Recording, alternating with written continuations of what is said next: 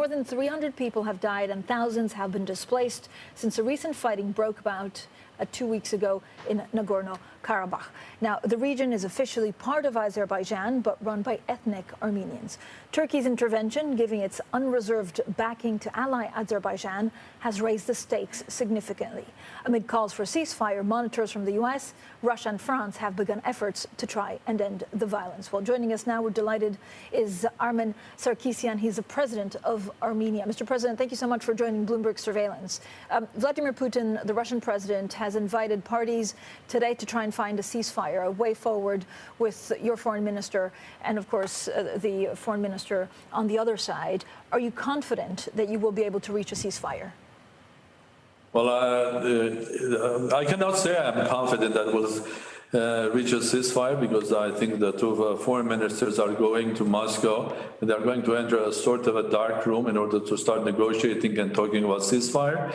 But I'm happy that this meeting is happening, and I'm thankful to the Russian Federation, President Putin, and Foreign Minister Lavrov organizing this meeting, because it's absolutely needed today to stop the shelling and to stop the fighting, because there are hundreds and hundreds of losses on both sides.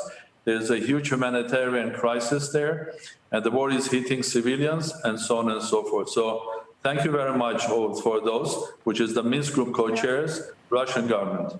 And I hope they will get a ceasefire. But, President, is Russia really the only power here that can broker an agreement?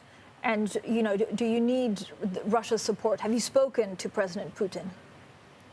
Well, to make it clear, this is one of those conflicts that has a framework where it can take negotiators to the peace finally.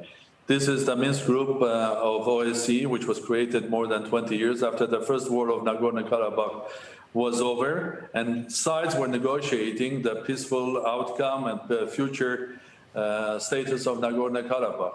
But for this or that reason, Azerbaijan, on the 27th of September, decided that they will not go the path of peace or negotiations. They decided that they can solve it with arms and armaments. And of course, Turkey's involvement was very crucial here. Yeah, but do you want Russia's support in this? And have you had any contacts with Vladimir Putin since the crisis began? Well, we have regular contacts with Vladimir Putin, but on our side, on the Minsk platform, the negotiators are the prime minister and the foreign minister. On the Azeri side is the president and their foreign minister. So the person who is regularly in contact with President Putin is my prime minister, because he is in charge also the event on the Armenian side, not on the Nagorno-Karabakh side, because they have the president of their own. So prime minister is there, and I have my own regular contacts during my years of presidency with President Putin. But again, the platform is the Minsk Group.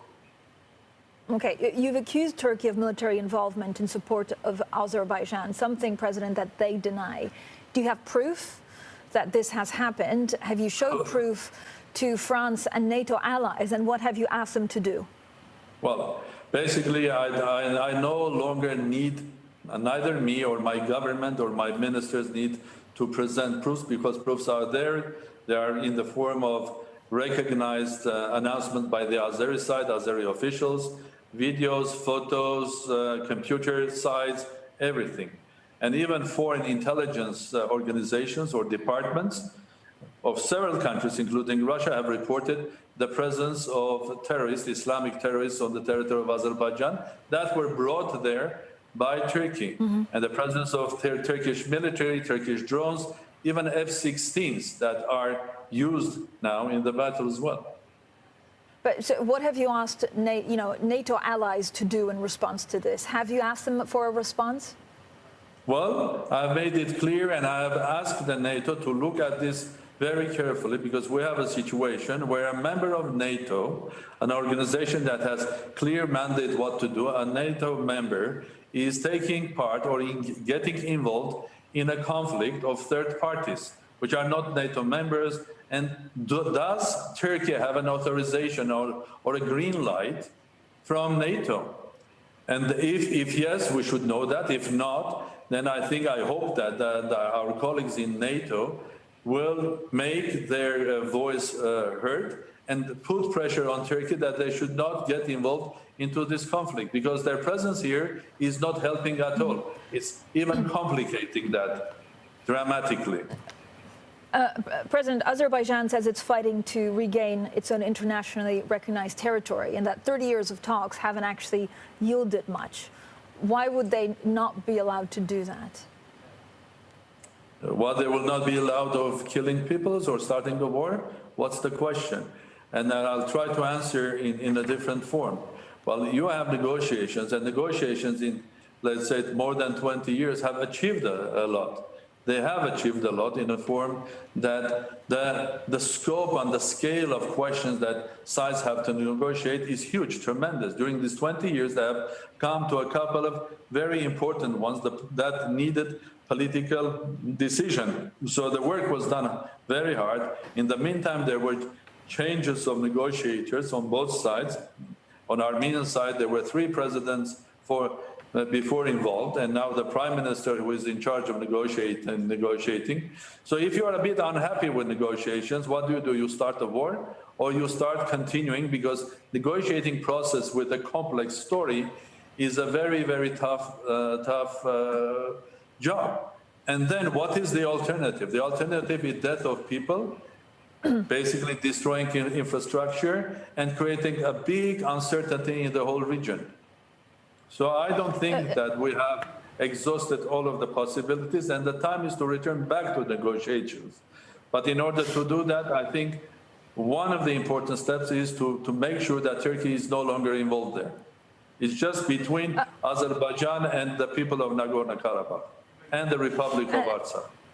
Yes, please. And President, the Prime Minister of Armenia said that it may consider the independence of Nagorno-Karabakh as a response to the conflict.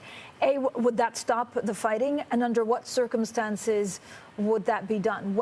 Under what circumstances would you actually recognize independence?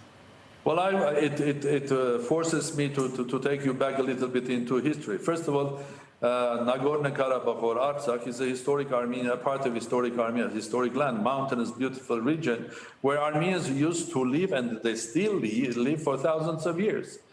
And the day they became Christian, or with all Armenians in the year 301, there are churches there, monuments, and so on and so forth. It was only for 70 years this region was given as an autonomous region under Azerbaijan. It was given by Comrade Stalin, so there was nothing. It was the divide and rule theory. And after the breakdown of Soviet Union, I'm coming to your question very quickly. Okay. After the breakdown of Soviet Union, the first war and 30 years of negotiations. So what is claiming the Azeri side is they want to free that territory. But freeing from whom?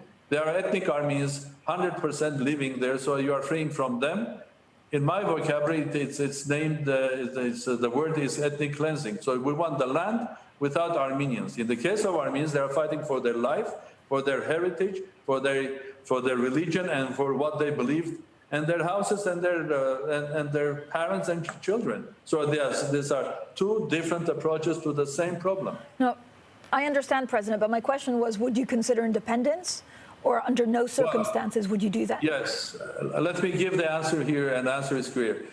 From the day one of the first war was over in and ceasefire was established in 1994, there was, of course, on the table the question, should Armenia and other states, and asking other states to recognize the independence of Republic of Artsakh, Nagorno-Karabakh.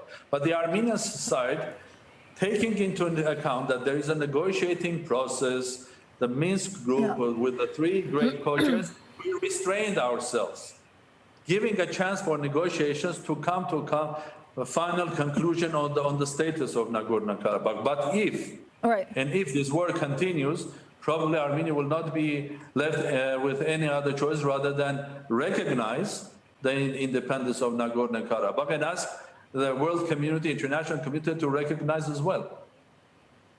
All right. President, thank you so much for your time today. Armen Sarkisyan there, the president of Armenia.